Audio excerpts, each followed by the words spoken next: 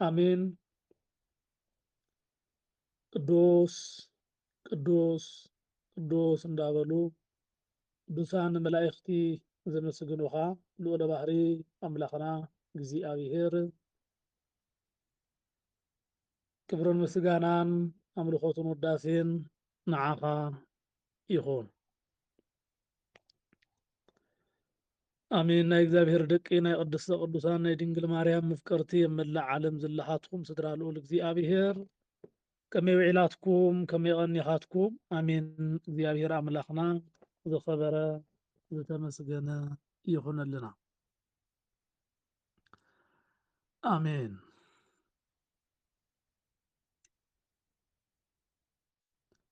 ልመዓንቲ እንነጋገረሉ ናይ ትምህርትና አርእስቲ ጌርና እንወስዶ ትማሊ ሕቶ ጌርና ካብ ዘለዓልናዮም ይክኾን ማለት እዩ። ንሱ እውን ቀዳማይ ቆሮንጦስ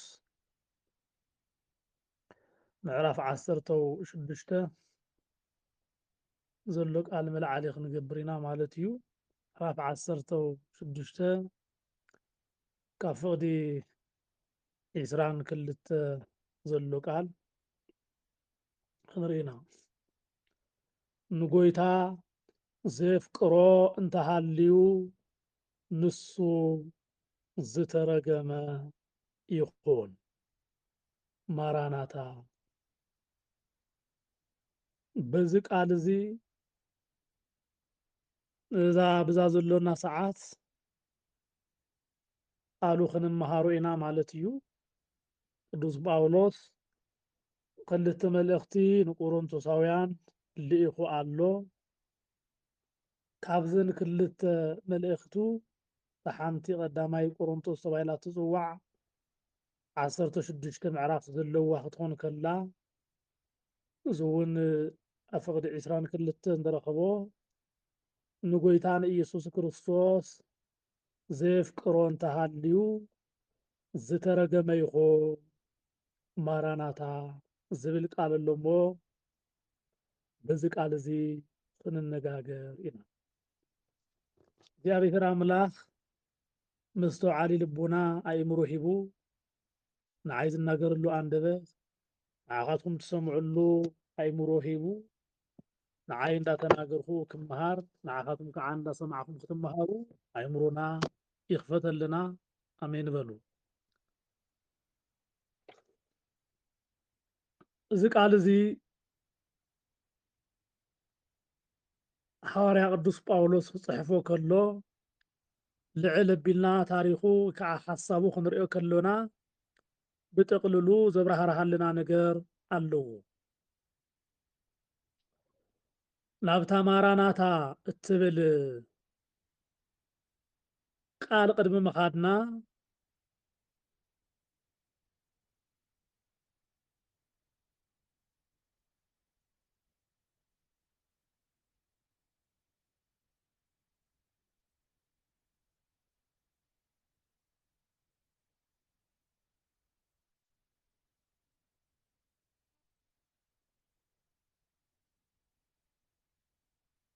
እሺ ቅድሚ ማራናታ ምባል ትብል ቃል ምኻድና እዚ ቃል እዚ ንምንታይ እዩ ከምዚ ዝበለ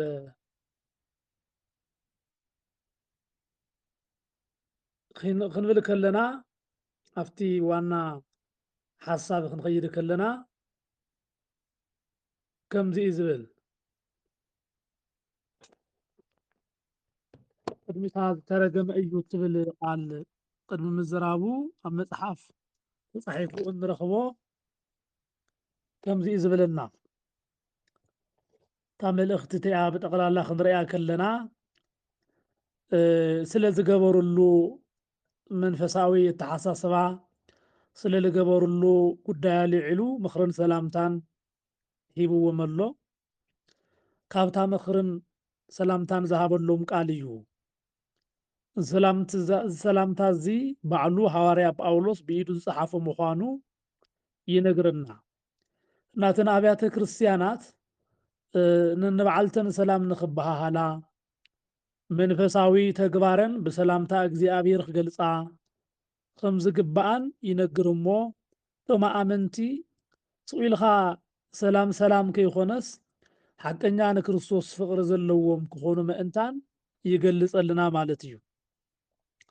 حقنيا فقر كريستوس زيبلو اتي ناي እግዚአብሔር ቃል ሰምዕ እቲ ደብዳቤ እንዳተቀበለ መልእክቲ እግዚአብሔር ዘነብብ አውሽጡ ሐቀኛ ቃል ተዘይሃልዩ ዋጋ ከም ዘይብሉ ይረዳአና ተመልከቱ ምክንያቱ እዚ ናይ እግዚአብሔር ቃል እንዳተማሃሩ ክርስቲያን ኢና እንዳበሉ ነገር ግን ኣብ መንጎኦም ሰላምታ ሓቃዊ ተዘይኮይኑ ተሰላምታ ከቢድ እዩ ስለዚ ንምእመናን ቆሮንቶስ ዝፀሓፎ ቃል ኣብታ ቤተ ክርስቲያን ምፍልላይ ከም ዘሎ ሰሚዑ ኣሎ ፍቅሪ ከም ዝጎደለ ሰሚዑ ኣሎ ሓሶት ከም ዘሎ ሰሚዑ ኣሎ ስለዚ ዝሓሶት እዚ እንታይ ይገብረልኩም ኢሉ ናይ መወዳእታ ሓሳቡ በዚ ቃል እዚ ተናጊርዎ ኣሎ ማለት እዩ ስለዚ ናታትኩም ፍቅሪ ሃልዩ ውሽጥኩም ንክርስቶስ ፍቅሪ ተዘይሃልይዎ ዋጋ የብሉን ኢሉ ይነግሮም እሞ ባዕሉ ዛ መልእክቲ እዚኣ ከም ዝተፅሓፍ ከም ፀሓፋ ይነግርና ቃል በቃል ክዛረብ ከሎ ዝተረገመ ይኹን ኢሉ ይናገረሉ ዝተረገመ ይኹን በግሪክኛ አናቴማ እዩ ዝብል እዚ እንታይ ማለት እዩ ተፈልዩ ዝተወገዘ ካብ ኣምላኽ ዘይኮነ ስለዝኾነ ይፈለይ ይብል ምክንያቱ ብሓፋሻ ክዘረበና ክነግረና ከሎ እዚ ናይ እግዚአብሔር ቃል ዘይቅበል ካብ ማሕበሩ ዝተፈለየ እዩ ዋላብቲ ማሕበር ተሃለወ ዋላብታ ቤተ ክርስቲያን እንተተመላለሰ ነገር ግን እንታይ እዩ ዝተረገመ እዩ ምክንያቱ ምፍልላይ ዘለዎ ሰብ ሓሶት ዝዛረብ ሰብ ሃይማኖተኛ እየ አማኒ እየ ዋላ እንተበለስ አማንነቱ በተግባር ተዘይረጋጊጹ ዋጋ ይብሉን ስለዚ ካብዛ ማሕበር እዚኣ ካብዛ ናይ ህይወት ቃል ዝንገረላ ጉዳይ ዝረሓቀ ከዓ ንሱ እንታይ ዝበለ እዩ ዝተረገመ እዩ በለ ተረገመ እዩ እንታይ ኮይኑ ዝተረገመ ተተባሂሉ ካብ ክርስቶስ ህይወት ወፃእ ዘሎ ኣነባብራ መርገም ስለዝኾነ ማለት እዩ ስናይ ክርስቶስ ህይወትነት መርገምና ዘርሓቀ እዩ በደልና ዝሓፀበ እዩ እዚ ቃል እዚ ህይወት እዚ ክነብር ፈቃደኛ ዘይኮነ ሰብ ከዓ እንታይ ማለት እዩ ሓደ ካብ ማሕበር ዝተፈለ እዩ ብካልእ መንገዲ ከዓ ዝተረገመ እዩ ክርስቶስ ዘይፈቱ እንተሃልዩ ንክርስቶስ ዘይቅበል እንተሃልዩ ንሱ እንታይ እዩ ዝተረገመ እዩ ሕዚ እውን ደጊምና ንብል ኣለና ብክርስቶስ ዘይኣመነ ኣብ ዓለም ዘሎ ሰብ ኩሉ ዝተረገመ እዩ ምናልባት ብሃይማኖታዊ ብዓለማዊ ተሓሳስባ ሓቢርካ ንምንባር ሰብ መሰሉ እዩ ሃይማኖቱ ዝደልዮ ክመርፅ ዝደልዮ ከምልኽ መሰሉ እዩ ዋላ ዕንጨይቲ የምልኽ ክበሃል ይኽእል እዩ ግን ዕንጨት ስለለምለኸ ብሩኽ እዩ ማለት ኣይኮነን ዝተረገመ እዩ ኣብ ዓለም ብዘይካ ክርስቶስ ኢየሱስ ኣምላኽ ገይሮም ኣማልኽቲ ገይሮም ዝሓዙ ሰባት ብሙሊኦም እንታይ እዮም ዝተረገሙ እዮም ካብዛ ማሕበር ካብዛ ቅድስት ኦርቶዶክስ ተዋህዶ ማሕበር ዝተፈለዩ ኩላቶም እንታይ እዮም ርጉማን እዮም ርጉማን እዮም ኣይሁዳን ርጉማን እዮም ኣህዛብ ርጉማን እዮም ኣስላም ርጉማን እዮም ካልኦት ኩሉ እንታይ እዮም ማለት ርጉማን እዮም ምክንያቱ ካብ ንክርስቶስ ዘይፈቱ ኢየሱስ ኣምላኽ እዩ ኢሉ ብቃል ቃል ስጋ ለቢሱ ተገሊጹ ኣሎ ኢሉ ዘይኣምን ሰብ እንታይ እዩ ንሱ ርጉም እዩ ተባሂሉ ተነጊሩሉ ኣሎ ዝተረገመ ይኹን ተባሂሉ ተነጊሩሉ ኣሎ ምክንያቱ ንጎይታ ኢየሱስ ዘይፍቅር ኣምላኽነቱ ዘይኣምን ሰብን ኣምላኽን ምዃኑ ዘይኣምን እዚ እንታይ እዩ ኢልና ኣሎ ዝተረገመ ይኹን ዝተረገመ ይኹን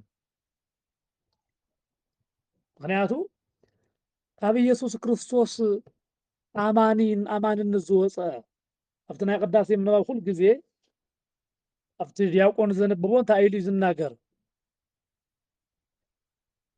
ንክርስቶስ ኢየሱስ ዘየፍቅሮ ሰብ እንተሃልዩ ካብ ድንግል ማርያም ካብ ስጋ ስጋ ካብ ነብሳ ነብሲ ነሲኡ ምውላዱ ዘይኣምን እንተሃልዩ ጳውሎስ ከምዝ ተናገሮ ውጉዝ ይኹን ይብል ኩል ግዜ ቅዳሴ እዋን በከመ ይቤ ጳውሎስ ውጉዝ ለይኩን ሐዋርያ ጳውሎስ ከምዝ ተዛረቦ እንታይ ይኹን ኢሉ ንጎይታን ኢየሱስ ክርስቶስ ዘፍቅሮ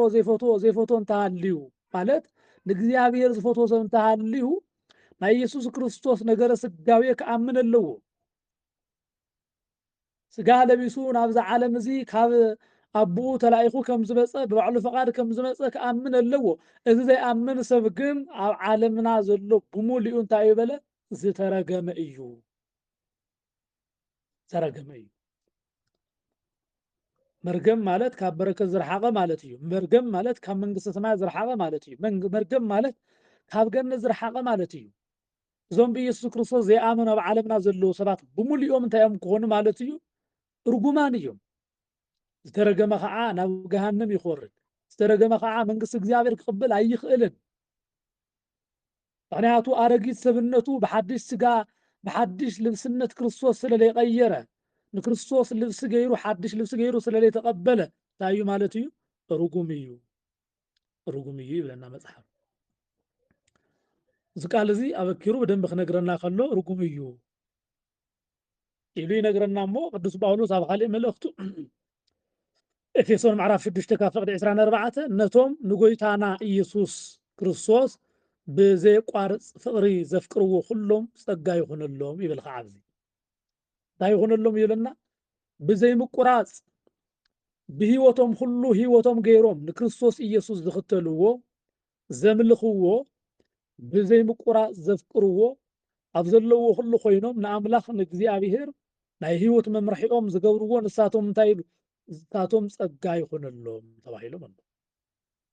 እንታይ ይኹነሎም ፀጋ ይኹነሎም ስለዚ ኣብ ካልኣይ ቆሮንቶስ ክዛረብ ከሎ ቅዱስ ጳውሎስ ሕጂ እውን ሓደ ቤዛ ኩሉ ከም ዝሞተ ኩላቶም ከዓ ተኻፈልቲ ሞቱ ከም ዝኾኑ ስለዝተረዳእና ፍቅሪ ክርስቶስ ግዲ ይብለና ኣሎ ንክርስቶስ እንፈትዎ ምክንያት ግዴታ ንኣና እምበር መብትና ኣይኮነን ንክርስቶስ ክነፍቅሮ ይግባአና ስለ ዋጋ ስለዝኸፈለልና ሓደ ቤዛ ኩላትና ስለዝሞተ ክነፍቅሮ ይግባአና ምእንታና እዩ ዝሞተ ምእንቲ ዓለም ሞተ ክትበሃል ከሎ ዓለም ብጋሃዱ ንሪኦ እዚ ዓለም እዚ ጥራይ ኣይኮነን ዓለም ማለት ብቆሙ ዓለም ዋላ እንተኾነ ዓለም ማለት ሰብ ማለት እዩ ንኣንበሳ ኣይኮነን ዝሞተ ንመላእኽቲ ኣይኮነን ዝሞተ ንሰባት እዩ ዝሞተ ንሰባት እዩ ዝሞተ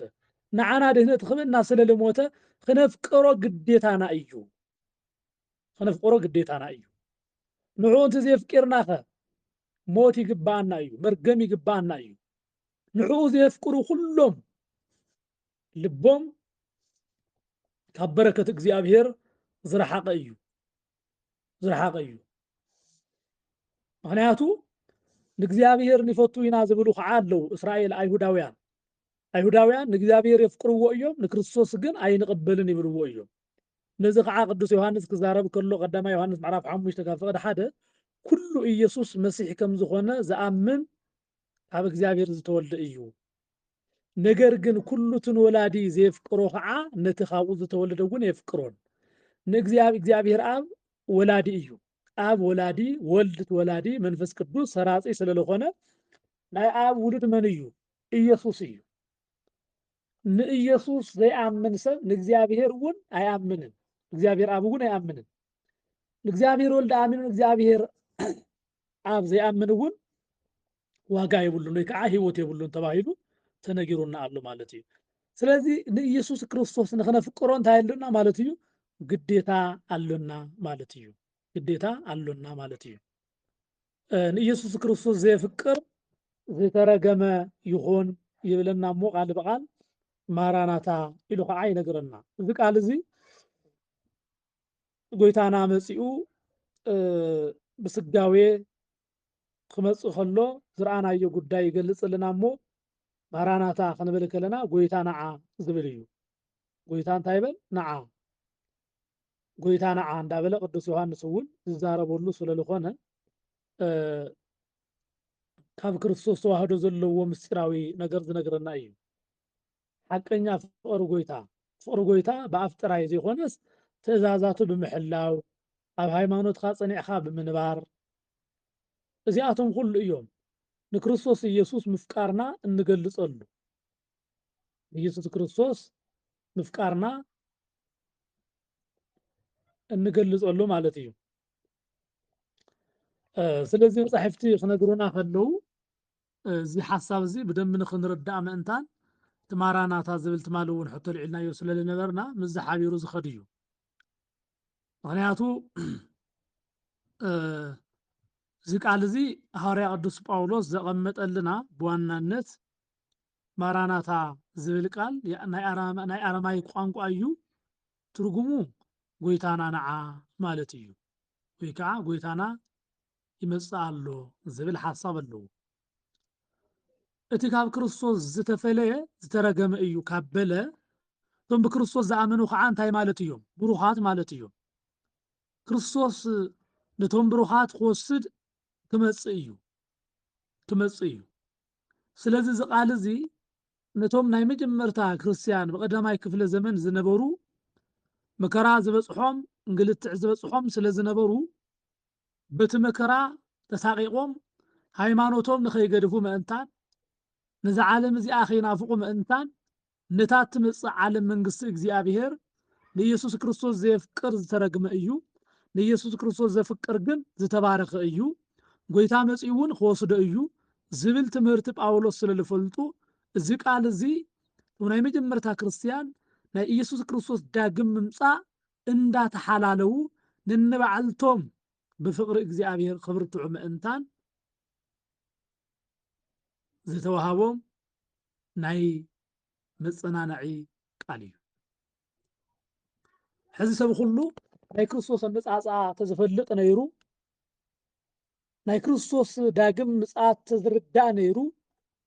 እዚ ክብለኩም ከለኹ ካብ ቃል ብዝሓለፈ ማለት እዩ ብትክክል መንፈሳውነት ዘለዎ ግንዛበ ርድኢት ተዘህልወና ነይሩ ናይ ኢየሱስ ክርስቶስ ዳግም ምምጻእ መዓዝ ይኹን መዓዚ ንዓና ዝተገልጸ ብሓፂሩ ስለለየለ ክንተሓላለዉ ግዜኣን ሰዓታን ኣይትፈልጥዋን ኢኹም እሞ ተጊይኹም ሓሉ ዝተባሃልና ኣላ ካብ ልቢ ተዝርዳእና ነይሩ ንእግዚኣብሔር ንኣምላኽና ምፍቃር ኣይኣብየናን ነይሩ ምክንያቱ ናይ ክርስቶስ ምጽኣት ንኣመንቲ ጽድቂ ስለ ዝኾነ ብክርስቶስ ንዘለዉ ጽድቅን ሰላምን ስለ ዝኾነ ዝሐሸ ዓለም ዘለዓለማዊ ክብሪ ዘለዎ ህይወት ስለ ዝወርሱ ማለት እዩ ነቶም ንዕኡ ዘይኣምኑ ግን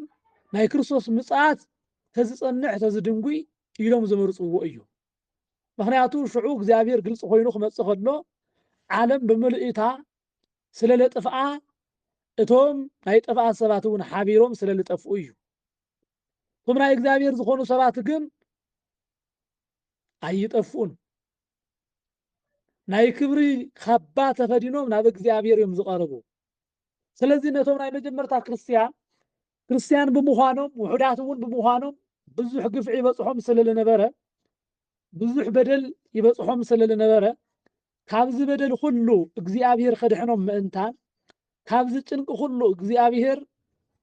ከጸናንዖም ምእንታን ሐዋርያ ቅዱስ ጳውሎስ እዚ ቃል እዚ ተናጊርዎም ኣሎ ማለት እዩ ምክንያቱ ንኢየሱስ ክርስቶስ ዘይፈቱ ዝተረገመ እዩ ኢሉ ይነግሮም እሞ ማራናታ ኢሎም ከዓ ይናገሩ ምክንያቱ ናይ ክርስቶስ ኢየሱስ ዝነገረና ዘሎ ቃል ኣብ ዮሐንስ ራእይ እውን ምዕራፍ 22 እሞ ዳታ ፍቅዲ 20 አሜን ጌታ ኢየሱስ ሆይ ወይ ከዓ ጎይታና ኢየሱስ ነዓ ዝብል ቃል ኣሎ እንታይ ይብል ጎይታና ኢየሱስ ነዓ ይብል ነዓ ምክንያቱ ናይ ኢየሱስ ክርስቶስ ኣመጻጽኣ ነቶም ዝኣመንዎ ሓጎስ ስለ ዝኾነ ማለት እዩ ጭንቂ ንመን እዩ ተባሂሉ ነቶም ዘይኣመንዎ እዩ ነቶም ዘይኣመንዎ ግን ጭንቂ ስለ ዝኾነ ማለት እዩ ኣብ መወዳእታ ቃሉ ዮሐንስ ራእይ ጸጋ ጎይታና ኢየሱስ ምስ ኩላትኩም ይኹን ይብል ጸጋ ጎይታና ኢየሱስ ምስ ኩላትኩም ይኹን ምስ በለ እንታይ ዝብልና ብምቕጻል አሜን ይብል እሞ بقى فرع عيسى مالت أيو هو قلتيف أمسع اللخو يبل من يو هو قلتيف أمسع اللخو اسكي بزحالفون حاجتكم نيرة ኢየሱስ ይምጻዶ ወይስ ይጽናሕ? ፍታ ናይ ኣባላት ፀሓፉ እስኪ ኢየሱስ ክርስቶስ ይምጻዶ ወይስ ይጽናሕ?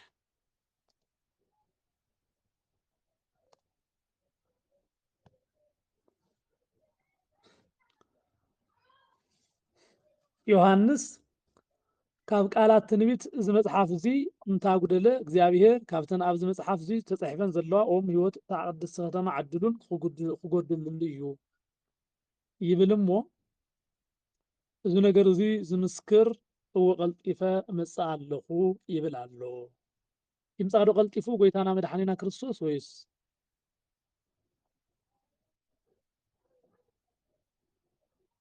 እንታይ ዳፀጥ ኮይና ይምጻእ ዶ ወይስ ኣይምጻእ?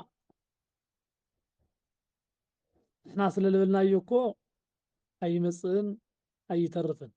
ናይ ባዕሉ ግዜ ኣለዎ። ግን ብሂወትና ክርስቶስ ኢየሱስ ይምጻእ ዶ ወይስ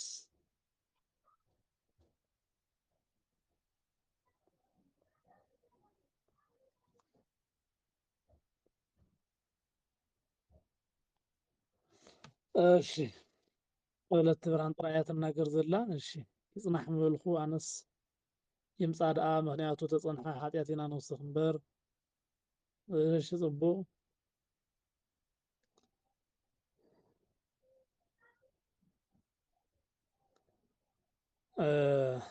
ይምጻእ ዝብል ክንህልው ኢና ይጽናሕ ዝብል ክንህልው ኢና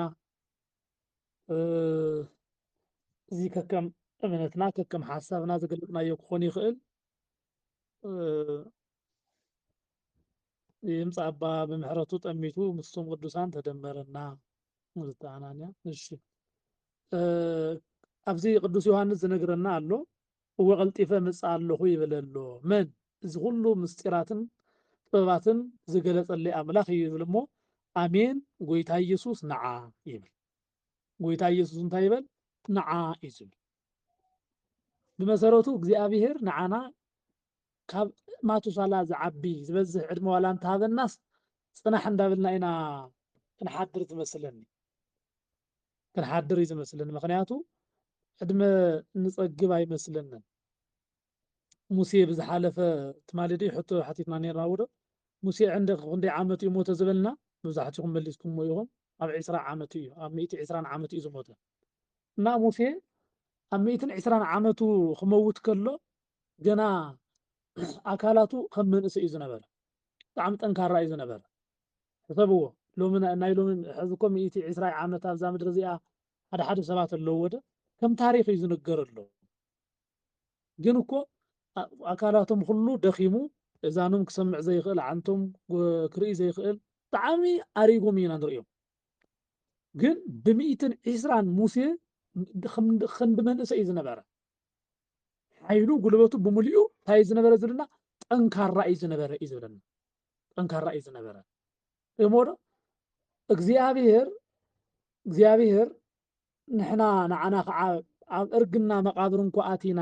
እግርና ኣብ መቃብር ኣትዩ ሓደ እግርና ዕድመ ንደሊ ጥራይ ኢና ጽድቂ ንምስራሕ ዘይተዘጋጀና ዕድመ ግን ንምልማድ ዝኽእል ዝወዳደረና ዘይብልና ማለት እዩ ስለዚ ከም ሓደ ኣማኒ እዛ ዓለት እዚኣ ዝተዋሃበትና ናይ ንመን እያ ንጽድቂ እያ ንንስሓ እያ ዝተዋሃበትና ስለዚ ክርስቶስ ቀልጢፉ ከም ዝመጽእ ፈሊጥና እዛ ዓለት እዚኣ እንተተጠቂምና እያ ብትክክል ቀልጢፉ ይምጻእ ኢልና ጎይታ ኢየሱስ ነዓ ክንብል ንኽእል ኢና ጎይታ ኢየሱስ ነዓ ኢልና ምዝራብ ንኽእል ኢና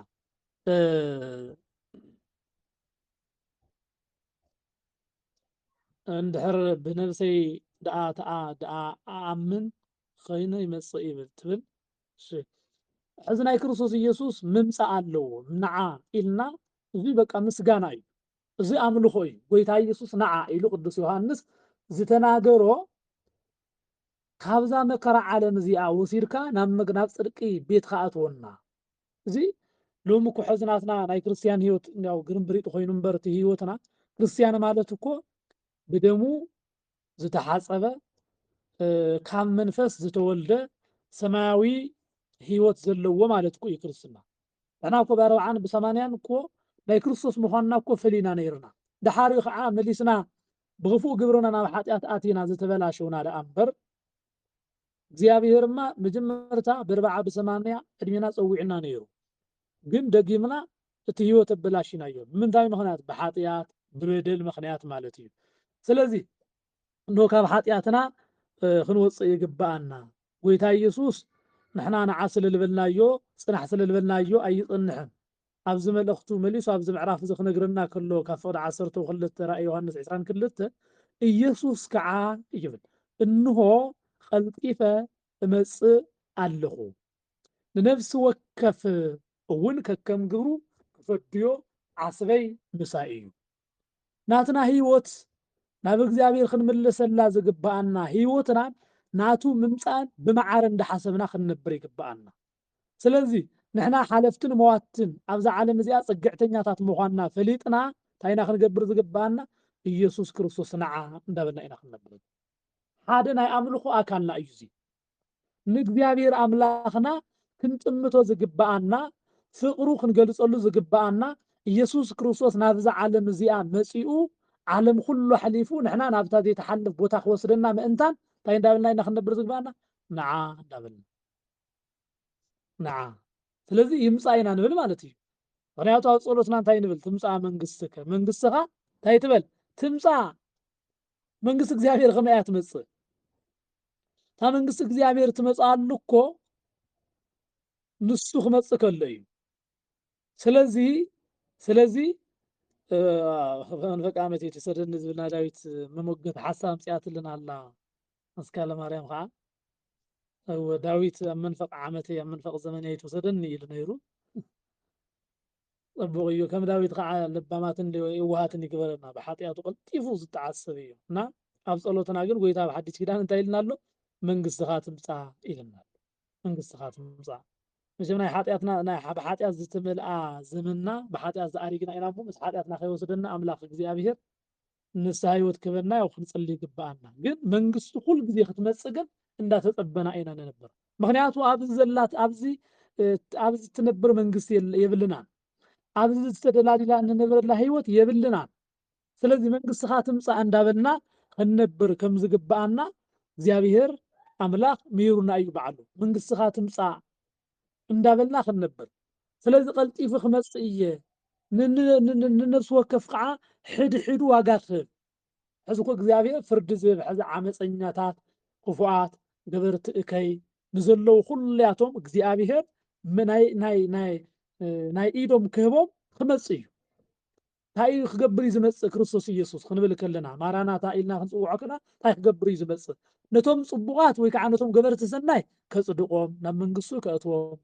ነቶም ሓጢኣትን በደልን እንዳገበሩ ዕድሚኦም ዘሕለፉ ዝወድኡ ከዓ ፍርዲ ክፈርደሎም ናብ ገሃነም ክድርብዮም እዩ ዝመጽእ ስለዚ እዚ መጻጻኦ ዘፍርሕ እዩ ስለዚ ጎይታ ንዓ ክንብል ከለና እንታይ ኢና ንብል ማለት እዩ ጽድቅ ንምስራሕ ፈቃደኛታት ኮይነና ኣለና ጽድቅ እውን እንዳሰራሕና ኢና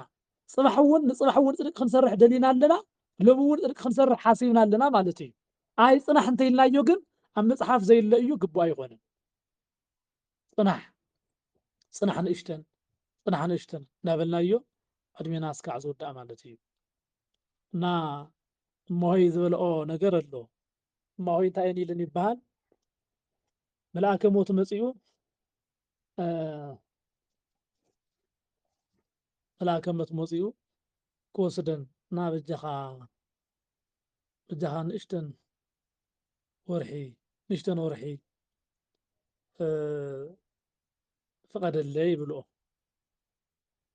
ድሓር ክንደይ ወርሒ ይብለን እሞ 3 ወርሒ ይብልኦ ድሓን ኢሉ መልአኹ ከዓ ጎስ ጽቡቕ ዕድመ ይወስድ ከለን እሞ በታ ዕድሚአን ይመጽእ ዘይትወዳእ መሲሉ እውን እታ ዕድመ ተወዲኣ ክመጽእ ከሎ መልአኸ ሞት እየ መጺእ ኣለኹ እሞይ ሕጂ ከይኣክለክም ዶ ኢሉ እውን ይበሃል እንዳው ንምዃኑ ንጎይታ ሓደ ሕቶ ክሓቶ ኢለን ይሓታ እሺ ንሱ እንታይ እዩ ክበሃል ከሎ በጃኻ ጎይታ ኣቦ ጊዜ ንዓይ ተትረስዓኒ ኢለን ተናገራ ዝበሃል ከም ምስላ ዝመስል ግን ጽቡቕ ትምህርቲ ዝህብ ቃል እዩ ናይ መብዛሕቲና ሞት ኣዝና ኢና ንፈርሓ ሓደ ሞት ንፈርሓላ ቀዳማይ ምክንያት ዘለዓለማውያን ምዃንና እንገልፀሉ እዩ ምክንያቱ ንሕና ዘለዓለም ክንነብር ዝተፈጠርና ኢና ነርና ብሓጢኣት ኢና ናብ ሞት መፂና ስለዚ ነብሲ ህያዊት ስለ ዝኾነት ናይ እግዚኣብሔር ህያው እስትንፋስ ስለ ዝኾነት ዘለዓለም ምንባር ስለ እትደሊ እዩ እሞይ ከዓ ከም ዝበልኦ ዘለዓለም ክነብራ ደልየን ነይረ ዘለዓለም ክነብራ ደልየን ነይረን ግን እኮ እቲ ዘለዓለም ህያው ኮይንካ ብስጋ ምንባር ግን ምስ እግዚኣብሔር ይራኸብ ድዩ ኣይራኸብን ኣይራኸብን እኮ ሞት ማለት ብሓድሽ ኪዳን ቀደም ብብሉይ ኪዳን ናይ ሞት ናይ ሓጢኣት ፍርዲ እዩ ነይሩ ብሓድሽ ኪዳን እኮ ፍርዲ ይኮነን ድንግል ማርያም እንኳ ከይተረፈት ዝጠዓመቶ ክርስቶስ ኢየሱስ ከይተረፈ እንኳ ዝሞቶ ሞት እኮ እዩ እዚ ሞት እዚ ናብ ክርስቶስ ኢየሱስ እንኸደሉ ፅርግያ መንገዲ እዩ ወይ ከዓ ድልድል መንገዲ እዩ ሞት ነፃ መጓዓዚና እዩ እምበር ሕዚ ንሓድሽ ኪዳን ሞት ከፍርሓና ከደንግፀና ኣይግብኦን ስለዚ ንዓ ክንብል ከለና ኣብታ ሓሳበይ ትኩረት ክገብር ከለኹ ኣብታ ሓሳበይ ትኩረት ክገብር ከለኹ እንታይ ንዓ ክንብሎ ከለና እንታይ እንዳበል ምስኡ ክንነብር ፈቃደኛታት ኢና ማለት እዩ ሓደ እቲ ናይ ክርስቶስ ኣመፃፅኣ እኮ ብትንሳኤ ዘጉባኤ ጥራይ ከይኮነስ ብሂወትና እውን እዩ ልክዕ ከምቲ ኣረጋዊ ስምዖን ዝበልኩኩም እንታይ እዩ ዝበለ እሱ ዕድመ ፀጊቡ በቃ ይኣኽለኒ ንዓኻ አንተ ይርኤን ካሊእ ሓጢኣት ካሊእ በደል ክርኢ የብለይን ኢሉ ንኣምላኹ ሞት ከም ዝለመነ ኩሉ ኣለው ቅድሚ 2012 ከባቢ ዝሞቱ ኣቦታት ኣለው ብጣዕሚ ድንቅታት ዝኾኑ ማለት እዩ እና እቶም ኣቦታት እዚ ዝነበረ ኩነታት ንኸይርእዩ ንኣምላኾም ንእግዚኣብሔር እውን ዝለመኑ እዮም እና ብትክክል ኣነ ቅድም ክብል 96 97 ከይተረፈ ክዛረቡ ሰምዕዎም ኣቦታት 2012 ዓመተ ምህረት ሓደገኛ ዘመን እዩ ደም ከም ጎርፊ ዝፈሰሉ እዩ ስለዚ ካብ 2012 ኣይተሕልፈና ኢሎም ይልምኑ ዝነበሩ ኣለው እዚ ጥራይ ኣይኮነን ካብ ቀደም ጀሚሩ እውን ናይ ኢየሩሳሌም ምጥፋእ ኣይተርእየና ናይ ህዝብና መከራ ኣይተርእየና እንዳበሉ ንኣምላኾም ንእግዚኣብሔር ክወስዶም ዝተመነዩ ኣቦታት እውን ኣለው ኣዴታት እውን ኣለዋ ስለዚ ብሓፂሩ እቲ ጎይታ ነዓ ዝብል ቃል ግን ኩላትና ብኣንደበትና ማራናታ ጎይታ ነዓ ክንብል ይግባአና እዚ ክንብል ከለና እንታይ ዘመላኽተና ማለት እዩ ክርስቶስ ኣምላኽና ናትና መቸም ክንዳለው ኢና ኢልና ግዜ እንኳን ተተዋሃበና ሓደ ሽሕ ዓመት ተወሰኸና ነይሩ ማንም ኣይብፀድቕን እዩ እታ ሽሕ ዓመት ገና እያ እታ ዓመት ገና እያ እንዳበል ኣብ ዘመን ኖህ ዝነበሩ ሰባት ብከምኡ እዩ ነይሩ በነገራችን ላይ ኣብ ዘመን ኖህ ዝነበሩ ሰባት እንደዛ ዓመት ተሪፋትና ስለዚ ናብታ ፊክስድ ነይራ እታ ናይ ሞት ዕለት ሙስ ፊክስድ ዕድመ ሰብ ተወሲና ስለ ዝነበረት ክንዛ ዓመት ክሳዕ ዝኣክል ሓጢኣት ክሰርሕ ኢሉ ወዲ ሰብ ሓጢኣቱ ከም ፈቃድ ገይሩ ይጥቀሞ ነይሩ ስለዚ መዓዝ እየ ክንሳሕ ይብል ናብታ ንሳሕ ሕዚ እውን እኳ ኣብ ዓለምና ዘሎ ብሕልፊ ብዘመን ከዓ ብዝገርም ሞት ዕለትና ሞትና እኳ ኣብ ዘይንፈልጠላ ግዜ ኣይ ገና ድዩ ቆልዓ ድዩ እዚ ብቁልዕነቱ ከመይ ገይሩ ይቆርብ እዛ ብቁልዕነታ ከመይ ገይራ ትቆርብ እናተባሃለ ንስሓ ከይንኣቱ እንኳ ገና ቆልዓ እንድያ ገና መንእሰን ድዩ መዓዝ ሓደ ዘይበለ ገና እንዳበልና ንባዓልትና እንሽውደሉ ኣጋጣሚታት ከዓ ኣሎ እዚ ፍፁም ጌጋ እዩ ምስ መፅሓፍ ቅዱስ ዝቃረን ምስ ሃይማኖትና ዝቃረን እዩ ድልዋኒክሙ ነበሩ ኢና ተባሂልና እምበር ኣብ ኣርጋንካ ቁረብ ዓንትኻ ምስ ፈዘዘ ኣብራኽካ ቅልፅምካ ምስ ደኸመ እዛንኻ ምስ ደንቆረ ናብ እግዚኣብሔር ነዓ ዝተባሃለ ቃል የለን እና ብጣዕሚ ክንጠንቀቐሉ ዝግባአና ኩል ግዜ ንቑሓት ኮይንና ብሃይማኖትና ንቑሓት ኮይንና ክንነብር ከም ዝግባአና እዩ ዝነግረና ማለት እዩ ስለዚ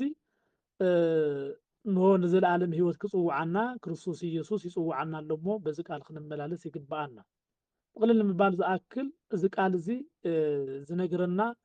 ንሱ ዝተረገመ ይኹን ዝብለና ዘሎ ሓቀኛ ፍቅሪ ብግብሪ ይኹን ዝብል እዩ ቀዳማይ ነገር ንእግዚኣብሔር ዘሎና ፍቅሪ ሓቀኛ ክኾን ከም ዝግብኦ እዩ ቀዳማይ ነገር ንጎይታ ነፍቅሮ ኢና ምባል ብኣፍ ጥራይ ዝግበር ኣይኮነን እሞ ከመይ እዩ እንተኢልና ንጎይታ ኢየሱስ ተፍቅሩን እንተኮይንኩም ትእዛዛት ይሓልው ስለልበለና ንጎይታ ምፍቃር ማለት ንሓጢኣት ምፅላእ ማለት እዩ ንምፃይኻ ምፍቃር ማለት ኣብ ቤት ኣምላኽካ ብንስሓን ብምስጢራት ቤተ ክርስቲያናትን ፀኒዕኻ ምንባር ማለት እዩ ስለዚ ሓቀኛ ፍቅሪ ግበሩ ዝብል ሓሳብ ኣብዚ ክነግረኩም ይደሊ ጥቕልል ንምባል ሰዓት እንዳኸደት እያ ሓቀኛ ፍቅሪ ግበሩ ሓቀኛ ፍቅሪ ማለት ምስ ኣሕዋትኩም ዘለኩም ምስ ኣብ ስራሕ ቦታ ዘለኩም ኩሉ ነገር መግለፂ ክርስትና ግበርዎ ኢኹም ሓቀኛ ፍቅሪ ኣብ ክርስቶስ ይሃልየና ስለዚ ዝተረገመ ይኹን ክብል ከሎ ንኢየሱስ ክርስቶስ ምፍቃር ሓደ ትእዛዝ እግዚአብሔር እዩ እንታይ ዝብል ቃል ኣሎ ቅዱስ ኣምላኽና ክርስቶስ ክናገር ከሎ ትእዛዛቱ ክሓቶ ከሎ ነቲ ሰብኣይ እንታይ ኢልዎ ንኣምላኽካ ንእግዚአብሔር ብኩሉ ልብኻ ብኩሉ ሓይልኻ ብኩሉ ነፍስኻ እንታይ በሎ ኢልዎ ኣፍቅሮ ኢሉ ንኢየሱስ ክርስቶስ ዘየፍቅር እንታይ ዝበለ እዩ ዝተረገመ እዩ ተባሂልዎ ኣሎ ስለዚ እንታይ ኢልዎ ብኩሉ ልብኻ ብኩሉ ሓይልኻ ብኩሉ ነፍስኻ ንመን ኣፍቅሮ ተባሂሉ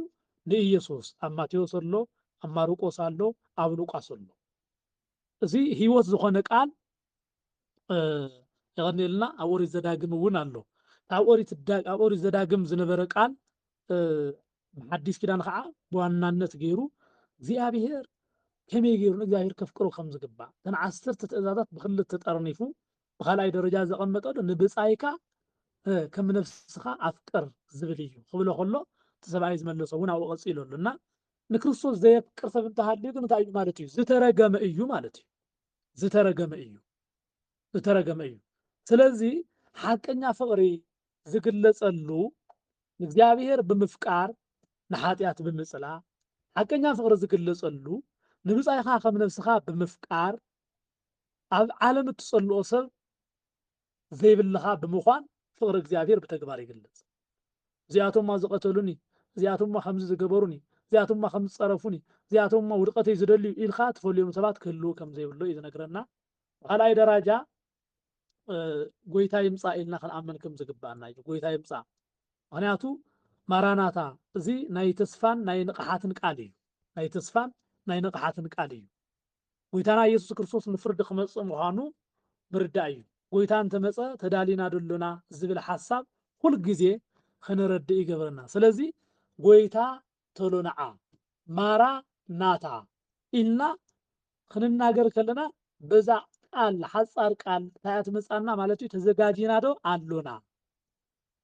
ጎይታ ምፃ ኢልናዮ ክመፅእ ከሎ ግን ንሕና ክመፅእ ከሎ ኣባና እንታይ እዩ ዝረክብ እንታይ ዓይነት ሰብእና እንታይ ዓይነት ግብሪ እዩ ክረክብ ዝኽእል ዝብል ሓሳብ ብዋናነት ክንሪኦ ከም ዝግባአና ስለዚ ብንስሓ ናብ ኣምላኽና ተመሊስና እቲ መርገም ናብ በረኸት ለዊጥና እቲ ፍርሓት ናብ ዘለኣለም ተስፋ ለዊጥና ንኣምላኽና ንክርስቶስ ክንረኣዮ ከም ዝግባአና ኣብዛ ነጥብ እዚኣ ክትርድአለይ ዝደለኽዎ ሓሳብ እያ ማለት እዩ እግዚኣብሔር ኣምላኽ ኩሉ ግዜ ብፍቅሩ እንዳተመላለስና ክንነብር ይርዳኣና ይሓግዘና ማራናታ እንዳበልና ክርስቶስ ኢየሱስ ንፀውዓዮ ጎይታና ኢየሱስ ክርስቶስ ንዕኡ ብምፍቃር ዝርከቡ በረከታት ኩሉ ክንረክብ እግዚኣብሔር ይርዳኣና ኣብ መጻሕፍቲ ካልኦት እውን ኣለው ብሕልፊ ኣብ ፊልጵስዩስ 4:5 ጎይታ ቀረባ እዩ እንዳበለ ዝነግረና ማለት እዩ ስለዚ ጎይታ ቀረባ እዩ ንዓ እንተኢልናዮ ክመፅእ እዩ ንድሕነትና ክመፅእ እዩ ንሞትና በረከት ክኾነና ንሞትና ፅድቂ ክኾነና ንሱ ክመፅእ እዩ እሞ ጎይታ ንዓ እንዳበልና ንኣምላኽና ንክርስቶስ ክነምልኾ ይግባአና እሺ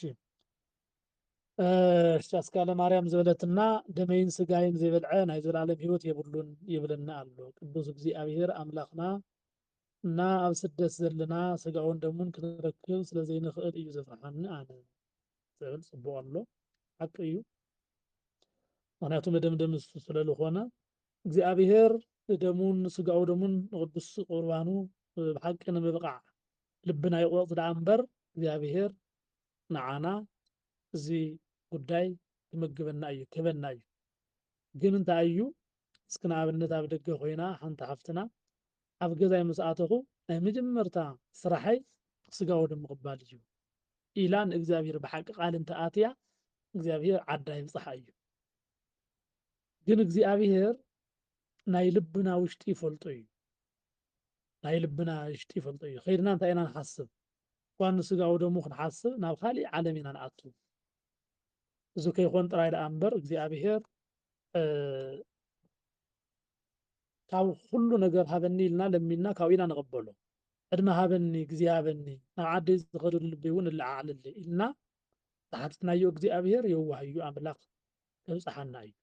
ከብቕዓና እዩ ብቻ ግን ስእለት ምፅባዕና ከይንርስዕ ብቻ ምፅባዕና ከይንርስዕ እሱ ሓሊና ብዘይኑ ፈልጦ ተኣምር ገይሩና ዓድና ምፅኢና ንሕና ካልኦት ሰባት እንተኮይንና ግን እንታይ እዩ ዋጋኡ ዋጋ ይብሉ ትርጉም ይብሉ ስለዚ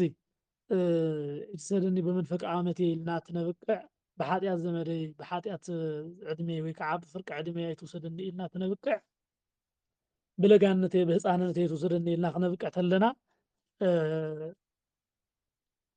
ኣብታ እግዚኣብሔር ሓልዩ ዘብፅሓና ዓለት ግን ቆራፃት ምስጋቦ ደሙ ክንኾን ይግባአና ከምኡ እንተኮይንና እግዚኣብሔር ሕዚ ንሽ ኩላትና ዓደይ ክኸድ ከለኹ ስጋውን ደሙን ክቕበል እየ ኢልና ልበና ሓሲቡ እግዚኣብሔር ግን እታ ዝሓሰብናያ እታ ዝተናገርናያ ክንትግብራ ዲና ኣይ ክንትግብራን እግዚኣብሔር ይፈልጥ ድዩ ኣይፈልጥን ይፈልጥ እዩ ፈለጠ ማለት ግን ንኸይንቕበል ገይርና ኣሎ ንኽንቕበል ከዓ ኣይደፋፍኣናን እንብሎ ቃል ግን ኣይኮነን ይሁዳ ከም ዝስሕት ይፈልጦ እዩ ኣቐዲሙ ይሁዳ ንኽስሕት ግን እግዚኣብሔር ኣይገበሩ እዚ እንታይ ማለት እዩ እግዚኣብሔር ኩሉ ዝፈልጥ እዩ ሕዚ ዝተናገርክዎ ቃል ክትግብሮ ድዩ ኣይትግብሮን ዝብል ቃል ምትግባርን ዘይምትግባርን ናተይ ብፅሒት እዩ ከምዚ ትግብሮን ከምዘይትግብሮን ግን እግዚኣብሔር ይፈልጥ እዩ ስለዚ ምፍላጥን ንክገብሮ ምግባርን ዝተፈላለዩ ስለዝኾነ ማለት እዩ ስለዚ ናይ ኣስካለ ማርያም ሕቶ ንስጋውን ደሙን ክበቅዕ ምእንታን ይፅንሓኒ ኢላ ኣላ እሞ ንኩላትና ናይ ኩላትና ሓሳብ ከምኡ እዩ ዝኮን ኩላትና ስጋውን ደሙን እስካዕ እንቕበል ክሕልወና እዩ ግን ንሕና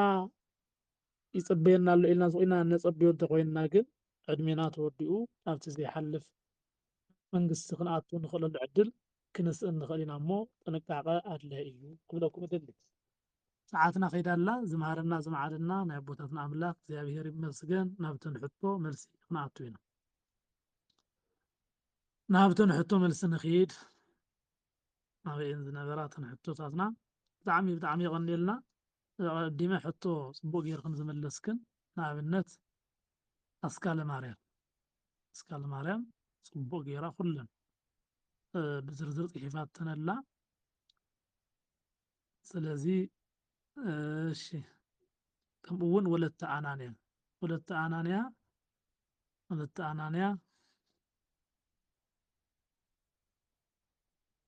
እሺ ወለተ ኣናንያ እውን ፅቡቅ ጌራ መሊሳ ኣላ እሺ ራይት ይግባአኒ እዩ እሺ ሸሞንተ ቤት ወለተ ጻድቃን ፅቡቅ ጌራ መሊሳ ኣላ እሺ ወለተ ኣናንያ ፍርቀን እየን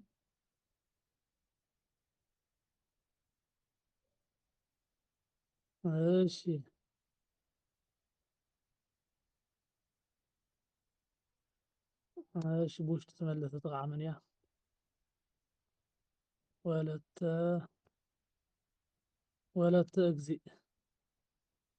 ወለተ እግዚእ እውን ፅቡቅ መሊሳ ኣላ ፅቡቅ ግሩም እሺ ናይ ዝተወሰንኩ ከዓ ሕቶ ክሪኢ ከለኹ እሺ ሓደ ሕቶ ዝመለስክን ኣለኽን በዓለ ማህሌት ዳበይ ኣለኽን ዋና ናይ ጥቕሲ ናይ መፅሓፍ ቅዱስ ጥቕሲ ብመጀመርታ ቅድሚ ተውፃእኩ ኢኽን እስካበይ ዳ ኣሎ ሄሩ ኣይ ሄሩ እንኳ ናብ ዝሓለፈ ይመስለኒ ልዕሊ ኢሉ መስለኒ እሺ ወለተ ብርሃን ቀዳማይ መሊሳ ኣላ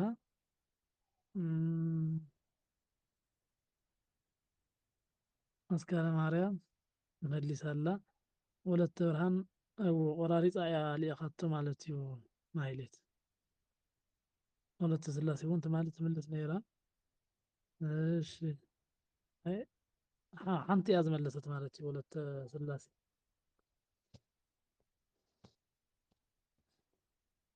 እሺ